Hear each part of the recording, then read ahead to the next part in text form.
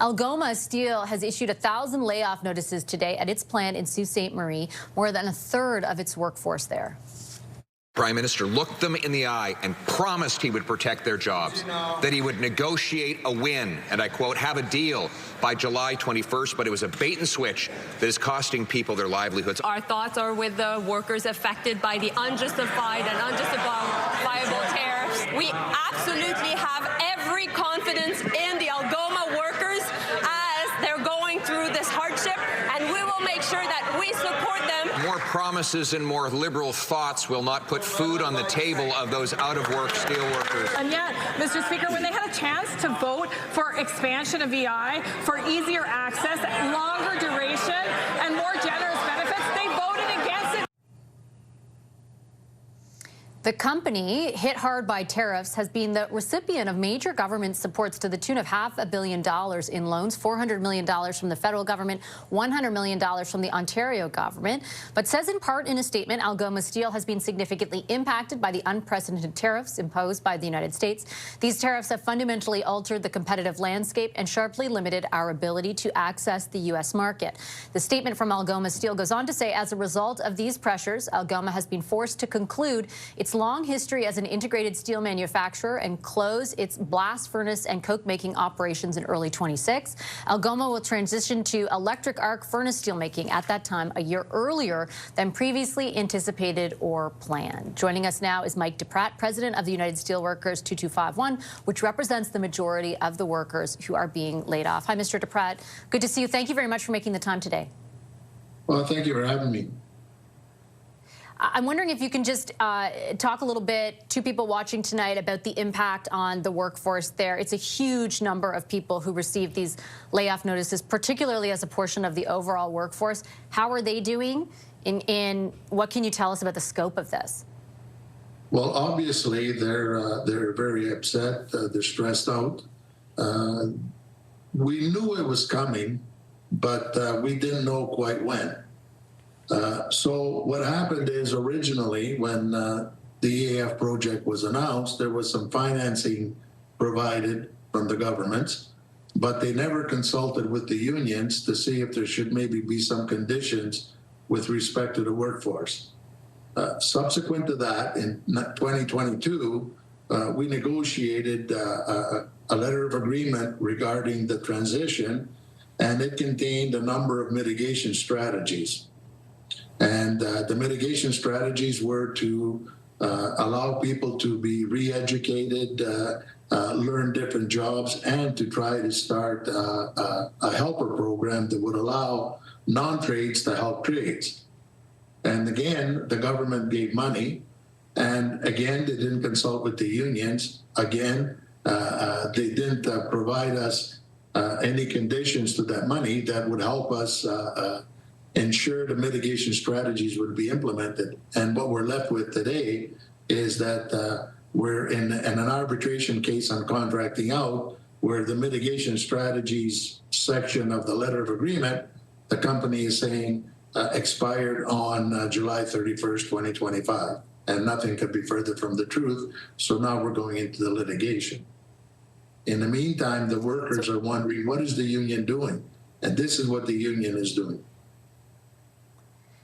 If I could just follow up, just to be clear, so I think if I interpret this correctly, so the government at different points has offered financial assistance and not attached that assistance in any way to ensuring that there aren't layoffs.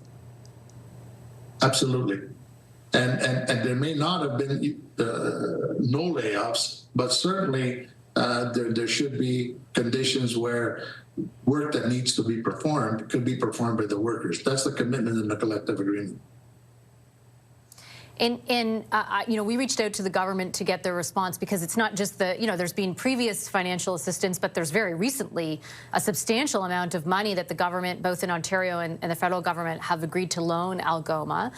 We reached out to get a minister on. Nobody was available from either government, unfortunately. What is your message to those governments tonight, you know, following this news? Well, they should recognize that we are taxpayers, and it doesn't matter which party we support. We are they're citizens and they should be at least taking care of us. We're not asking them to find us jobs, but what we do want is for them to attach conditions to funding that says common sense needs to prevail and the workers need to be considered irrespective of what's happening with the company. We're not asking for handouts, but we're asking our workers have brought this company back from CCAA 3 times now. So we should be recognized by the government for attempting to keep the economy going. And at a minimum, they should have said, what are your mitigation strategies to ensure that these people are either retrained to work elsewhere or retrained to work at Algoma? None of that has happened. Are there any mitigation strategies in place? Like, is there anything, any efforts that you can recognize on the part of the company in that vein? Well, the mitigation strategy were to be create a transitional trades helper program, enhanced and extended training opportunities and considerations, obtaining DZ license for operating heavy equipment, stationary engineers, vibration analysis, etc., extend training periods, leave of absence to attend educational programs. None of that has occurred. And in fact, they're saying that that has expired.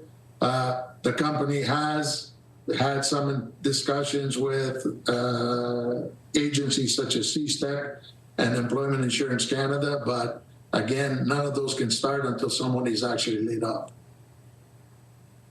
And so that isn't supposed, the full layoff doesn't take effect until March. Is that accurate? That's correct.